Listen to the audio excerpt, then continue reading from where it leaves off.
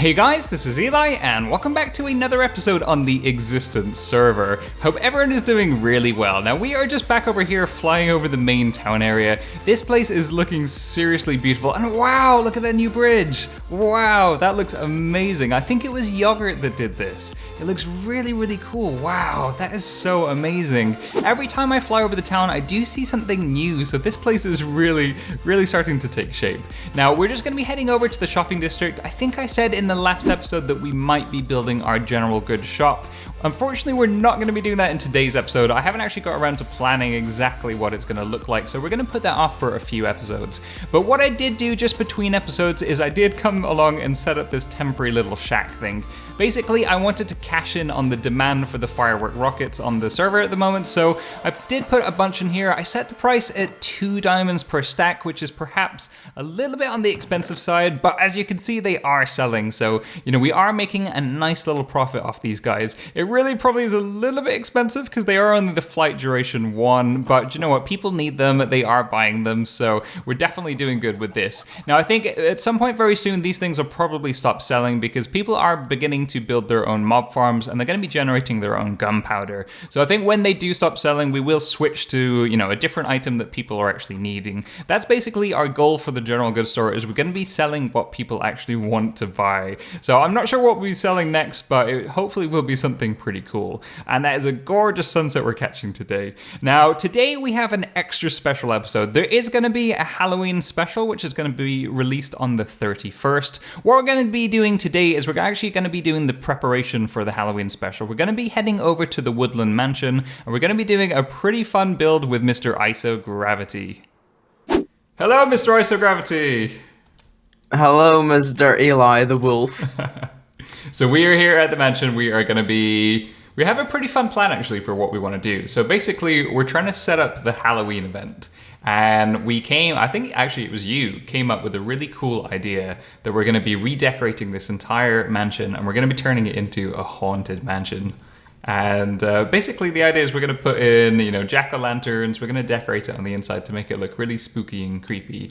And then if we have time, we're going to be trying to dig a new floor underneath it, and we're going to be kind of building some traps and some games and, redstone madness down there. And then for the actual Halloween event, I believe we're going to get the whole server come and raid this place, and it should be pretty fun. We'll go in, we'll kill all the mobs, and then hopefully we can raid the dungeon underneath and maybe play some pranks on some people.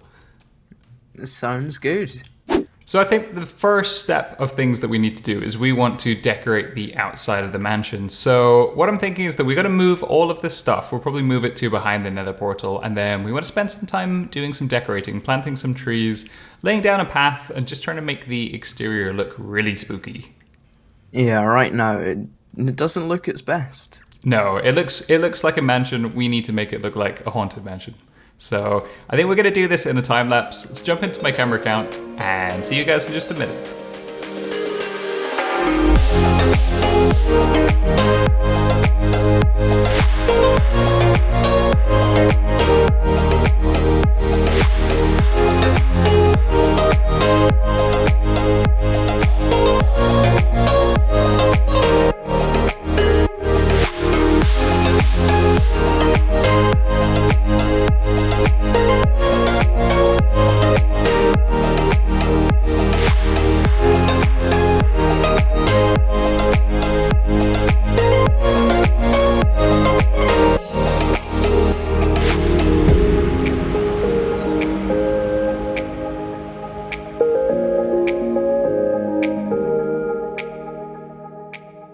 So that is the outside of the mansion done. I think this thing is looking pretty amazing. What do you think, Iso?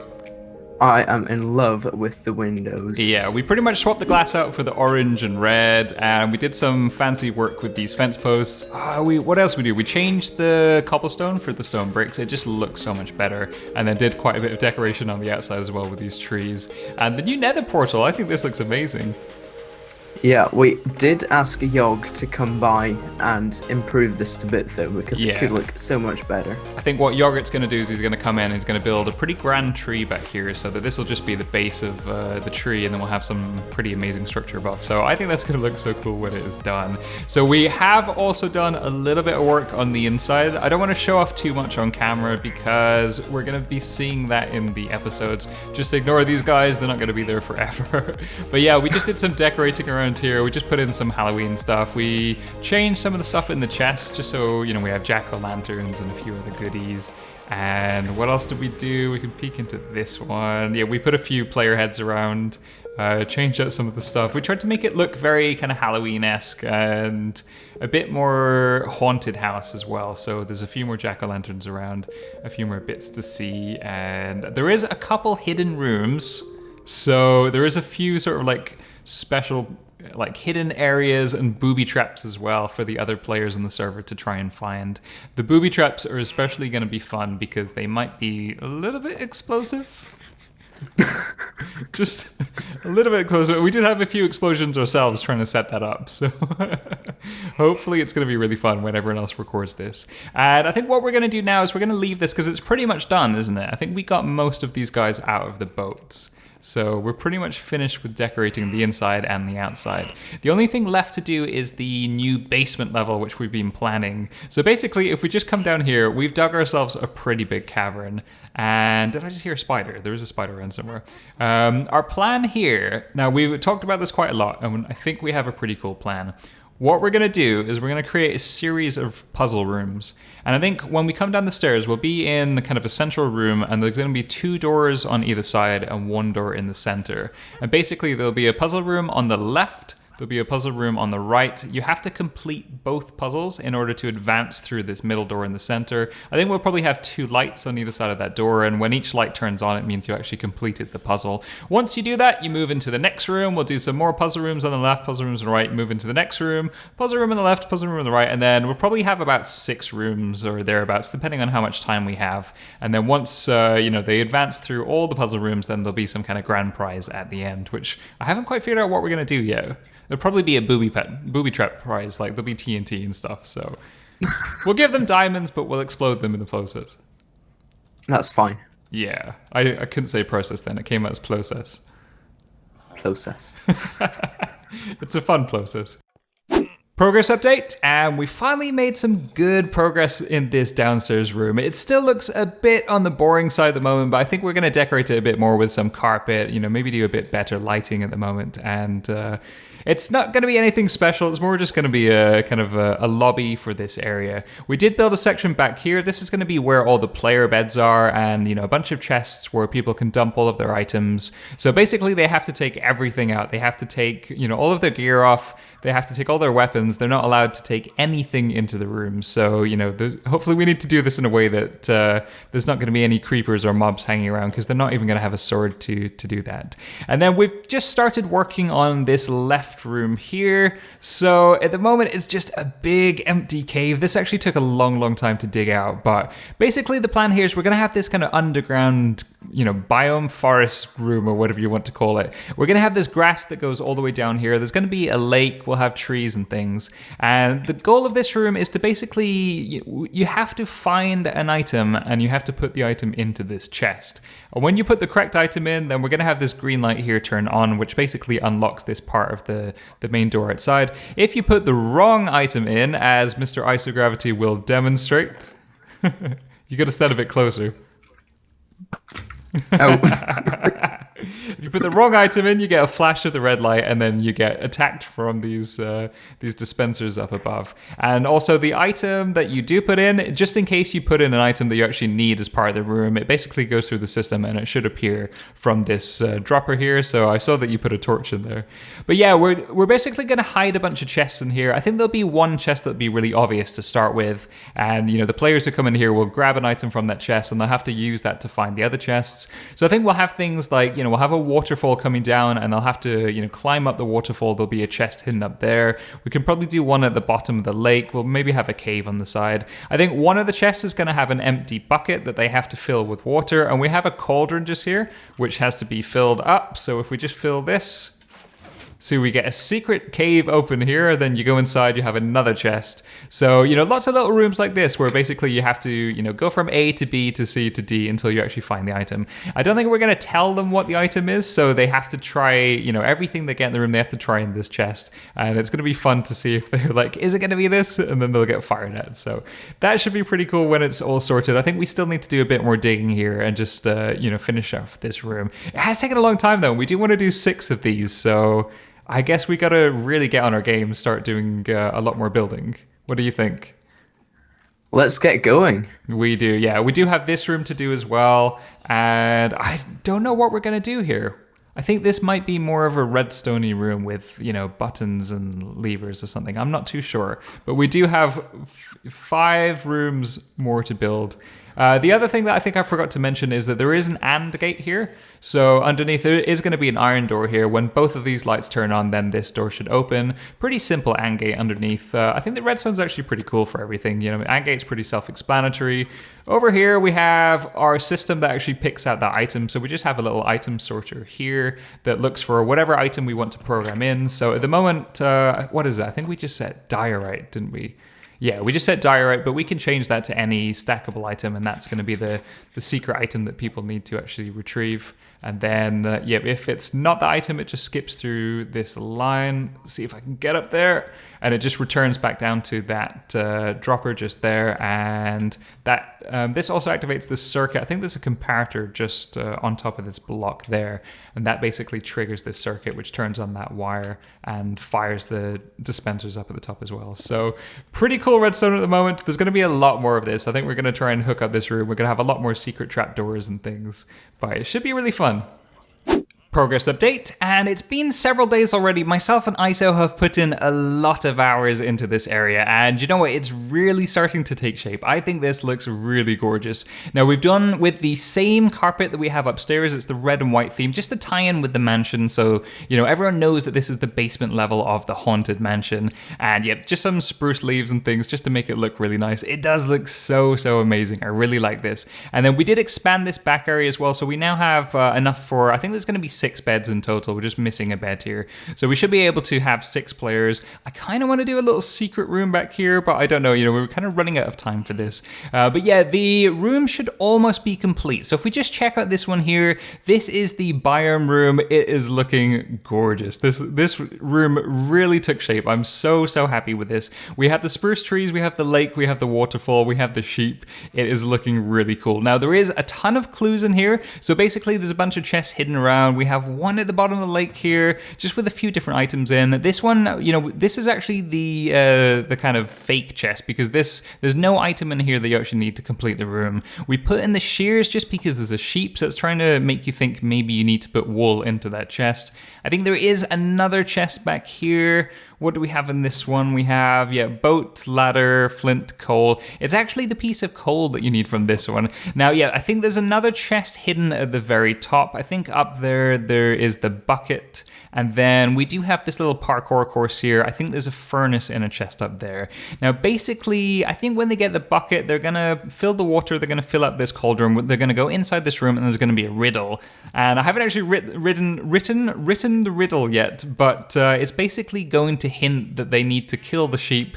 They need to use the furnace and the piece of coal to cook its meat, and then they need to throw in the cooked mutton into the chest. And that will hopefully turn on the green light and unlock this half of the door. Then on the other side, we actually have a little redstone puzzle in here. Now, this is the lights room. It's basically a puzzle where you have to turn off all the lights. And those of you who have followed my Twitter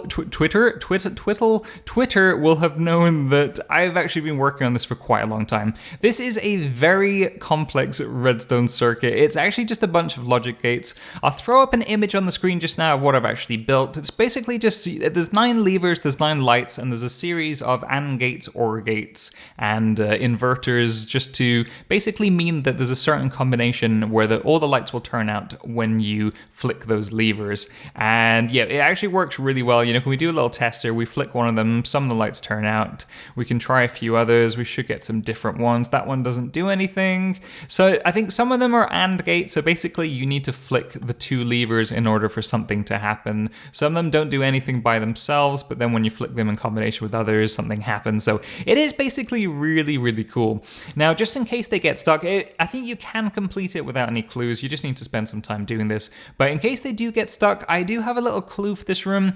I think the clue is going to be the answer is 86. And they're probably going to come and think, what do I do with that? You know, do I do 1, 2, 3, 4, 5, 6, 7, 8? So I do 8, 6, and yeah, that doesn't work. So they're going to be a bit confused about that. But basically, if they convert 86 into binary, then that's basically the answer. And 86 in binary is, I believe it's 0, 0, 1, 0, 1, 0, 1, 1, 0, and that should turn off all the lights, and it should also turn on that light there, which will activate this part of the AND gate. So yeah, that room is really, really cool. I do like that. It took a long time to build. Now, just here we have 2 more rooms. I think we're only going to have time to do 4 rooms in total. You know, we just completely ran out of time. Inside this room here, we have it's a 4-digit code to open the door, and yeah, it's basically 0 to 9 with a reset button. And I think the clue we're going to give for this room is that it's 4-digit code. There's also 4 rooms in total.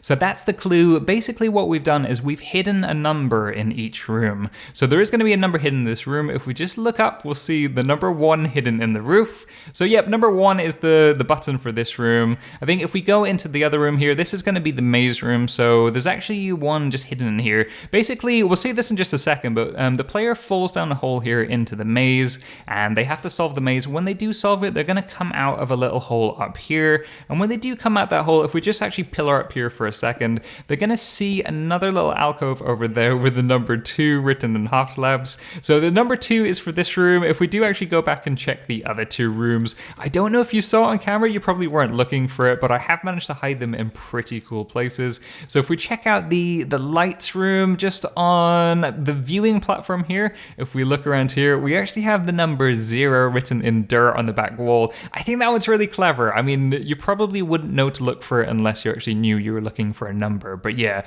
that one's going to be really cool. And then I think the biome room is probably actually the hardest to find the number. You know, this one we were maybe a little bit naughty with. We've hidden the number down here. It's actually written in andesite on the wall just here. So this is the number 6. This is very, very hard to see, but I think once they know to look for it, they are just, you know, they're going to come around and they're going to have to search the entire room. So hopefully they're going to see this. I guess we'll find out if it is too difficult or not, because I really don't know. But I think that's going to be a lot of fun to do. Before we end this clip, I just want to show you guys the maze as well, because I have been working on the maze at the moment. It's not complete yet. I think it's probably going to take another hour or so just to get that. And I'm slightly worried that I've made it a bit too difficult. I mean, it is really, really hard. So basically the player's going to stand here. They're going to flick this button and it's just going to open the door briefly. They're going to fall down here, and yeah, this maze is huge. This is going to be pretty difficult for them to actually finish. So these walls are going to be 2 blocks high. Then we are going to have a red ceiling as well. So they're not going to be able to see anything but walls around here. And they're going to have to spend a long time just wandering around trying to find their way out. Now, typically mazes are usually square in shape, which I think makes them quite easy because you kind of can follow the kind of very outside walls, you know where you're going. Now, I wanted to make this a little bit harder. I've decided to make this a non-square shape. So we actually have these little bits that stick out like here, and they basically go into dead ends. And I just wanted to throw the player off, you know, so they don't have a clue where they're actually going.